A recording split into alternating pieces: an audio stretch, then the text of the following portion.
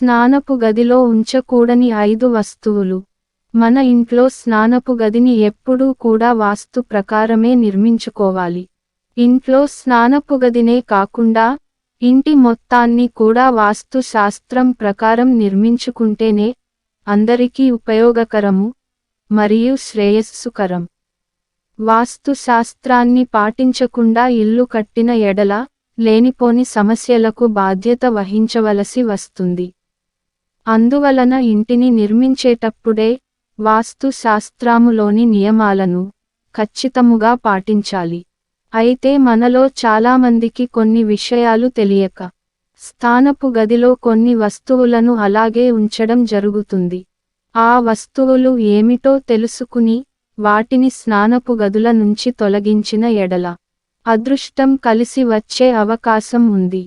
వస్తువుల గురించి మనం మాట్లాడుకునే ముందు చాలామంది మా వీడియోస్ని చూస్తూ ఉన్నారు, కానీ చాలా వరకు సబ్స్క్రైబ్ చేయడం మర్చిపోతున్నారు.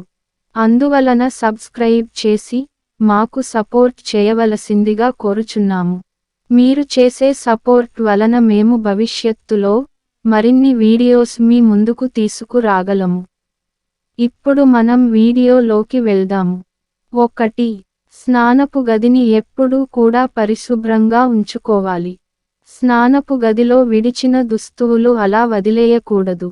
ఎప్పటికప్పుడు విడిచిన దుస్తులను తీసి ఉతుక్కోవాలి. దుస్తులను స్నానపు గదిలో అలా వదిలేయడం వలన దరిద్ర దేవత ఇంటిలోకి ప్రవేశిస్తుంది. 2. మనం స్నానం చేసేటప్పుడు మన తల నుంచి వెంట్రుకలు రాలి స్నానపు గది మొత్తం పడుతూ ఉంటాయి.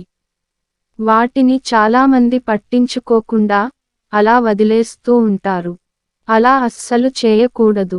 ఎప్పటికప్పుడు శుభ్రం చేసుకోవాలి. 3. స్నానపు గదిని శుభ్రపరచిన తర్వాత ఆ చీపురును స్నానపు గదిలో వదిలివేయకూడదు.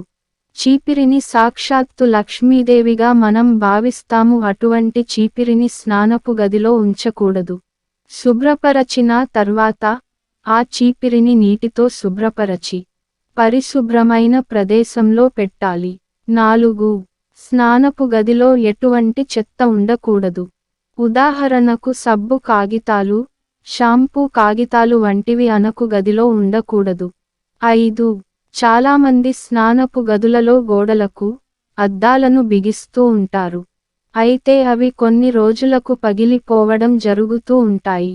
వాటిని మరమ్మత్తు చేపించకుండా అదే విధంగా అసలు వాడకూడదు. అలా పగిలిన అద్దాలలో ముఖాన్ని చూసుకుని అద్దాలను వినియోగించిన ఎడల ఇంటిలోని వారికి మనస్పర్ధలు ఏర్పడి గొడవలు జరుగుతూ ఉంటాయి. అందువలన స్నానపు గదిలోని పగిలిన అద్దాలను ఎప్పటికప్పుడు పగిలిన వెంటనే మారుస్తూ ఉండాలి. ఇలాంటి మరిన్ని వీడియోస్తో మరలా కలుసుకుందాం. సబ్స్క్రైబ్ చేయడం మాత్రం మరచిపోకండి. ఓం నమః శివాయ.